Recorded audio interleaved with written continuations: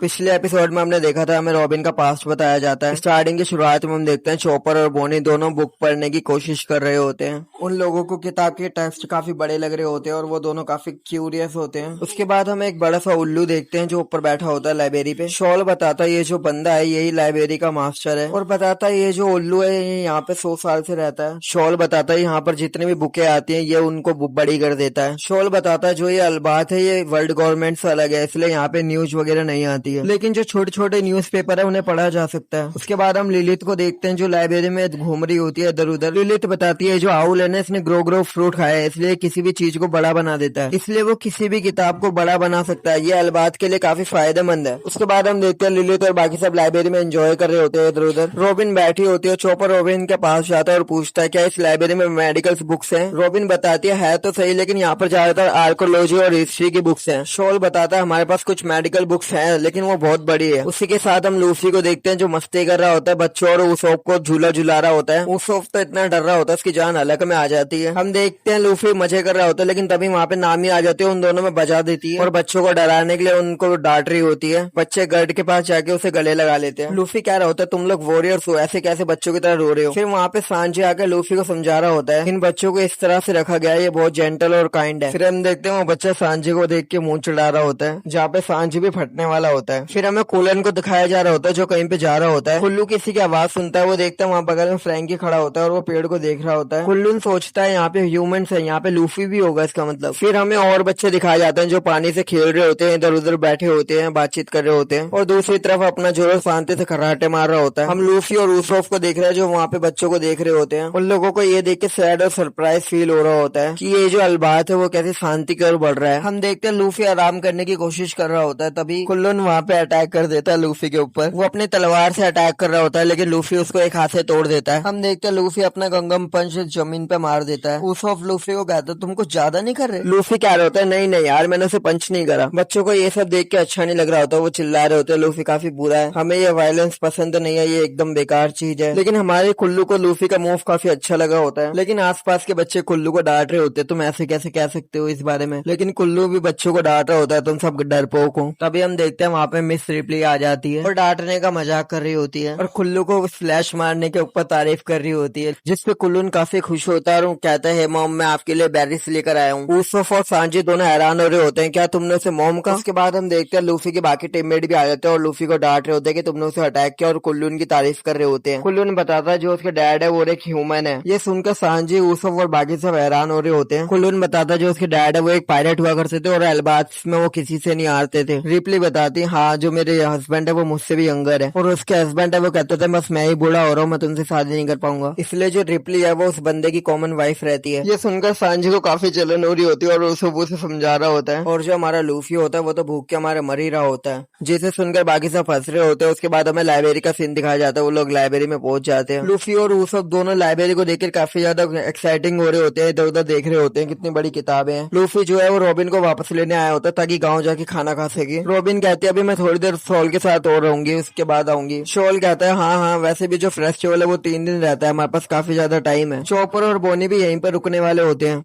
उसके बाद हम देखते हैं वहाँ पे फ्रैंकी आता है जो काफी एक्साइटिंग होता है और वो बताता है ये जो जोल ट्री है ना वो बल्कि पूरा आइलैंड है जिसे दुनिया का सबसे स्ट्रॉन्गेस्ट वुड कहा जाता है, जिससे हमारा सनी भी बना है। शॉल बताता है तुमने सही कहा ये जो ट्री है वो काफी ज्यादा यूनिक है और 100 साल पुराना है। फ्रैंकी कहता है मैं यही रुकूंगा और इस ट्री को अच्छे से देखूंगा, लेकिन जो हमारा लूफी होता है वो तो भूख के हमारे रो रहा होता है। इसके बाद हम गर्ड को देखते हैं जिसको कुछ काम होता है उन लोगों से। हम देखते हैं वो लोग अपने ड्रेस चेंज कर लेते हैं, बाकी सब चेंज करने के बाद काफी एक्साइटिंग हो रहे होते हैं। गर्ड को ये देख के खुशी हो रही होती है कि उसके बनाए कपड़े उसने फिट आ रहे होते हैं। फ्रैंकी पूछ रहा होता है हमारे साइज के कपड़े तुमने कैसे बना लिए, जहाँ पे गर्ड बता रहे होते हैं ये उसकी हॉबी है वुमेन्स के लिए छोटे छोटे कपड़े बनाना। जोरो गर्ड को सीधा डोरो से कंपेयर कर रहा होता है। गर्ड कहती है नहीं नहीं मैं बस कपड़े बनाती हूँ। हम देखते हैं सांची जोरो को डांट रहा होता है जहाँ पर गर्ड इन लोगों को ले जा रही होती है फेस्टिवल की तरफ। उसके बाद हम देखते हैं वो लोग विलेज की तरफ बढ़ रहे होते हैं। इस शो एड को देखकर जायंट काफी खुश हो रहे होते हैं और इधर माहौल काफी अच्छा होता है। उसके बाद हम थोड़ी शो एड की पुरानी यादें देखते हैं जायंट्स के साथ। सभी जायंट्स लूफी और बाकी सबका स्वागत कर रहे होते हैं। उसके बाद हम देखते हैं पार्टी स्टार्ट हो जाती है, सब लोग खाना पीना एंजॉय कर रहे होते हैं। जिम्बे और जोरो तो पीने में ही बिजी होते हैं और जो अपना सांजी होता है वो लड़के ताड़ने में बिजी होता है। अपना लूफी भी ठूस ठूस के खा रहा होता है। माहौल काफी अच्छा होता है। हम देखते हैं स्टेंसन भी अपना लूफी से मिलता है, उसॉप भी उसे देख रहा होता है। उसॉप को भी पुरानी बातें याद आ रही होती है कि कैसे उसके लंबे बाल हुआ करते थे पहले। अजरुद्दीन बताता है हाँ ये मेरा बचपन का दोस्त है, लेकिन लूफी जो है वो खाने में बिजी होता है। उसके बाद एक हमें बूढ़ा जाइंट दिखाया जाता है जहाँ पर वो लूफी और सबको हेलो हाय करने आया होता है। जहाँ पे लूफी उस जाइंट को देख रहा होता है जिसके सर पे बड़ी सी तलवार लगी होती है, जिसे देख के वो पकला सा जाता है। बुढ़ा बताता है ऐसा नहीं है, ये हेलमेट ने मेरी जान बचा रखी है भाई। लूफी और उसॉप की तो आंखें बाहर आ जाती है। उसके बाद सीन चेंज होता है और हमें एक कैसल दिखाया जाता है जहाँ पे दो जाइंट्स के सामने दो लोग खड़े होते हैं। दोनों जाइंट्स हंस रहे होते हैं और पूछ रहे होते हैं क्या तुम सोएट के मेंबर हो। वो दोनों स्ट्रेंजर्स बोल रहे होते हैं कि लोकी कहाँ पर है। लोकी का नाम सुनकर वो जाइंट हंस रहे होते हैं। वो कहते हैं वो तो क्रिमिनल है, उसने हमारे किंग को मारा था और वो कैसल में तो बिल्कुल भी नहीं है। जहाँ पे वो दोनों पूछ रहे होते हैं कि लोकी कहाँ पर है। जाइंट उन दोनों को बताने से मना कर देते हैं। जहाँ पर हम देखते हैं वो लड़की अपना पावर का यूज करती है और वो जाइंट जो है वो दर्द के मारे नीचे गिर जाता है। लड़की बोल रही होती है मैंने पूछा लोकी कहाँ पर है। उसी के साथ ही एपिसोड यहीं पे खत्म हो जाता है। अगर इस वीडियो को अच्छी लगी हो तो लाइक करें, सब्सक्राइब करें और हम फिर मिलेंगे एक नई वीडियो के साथ। Good bye.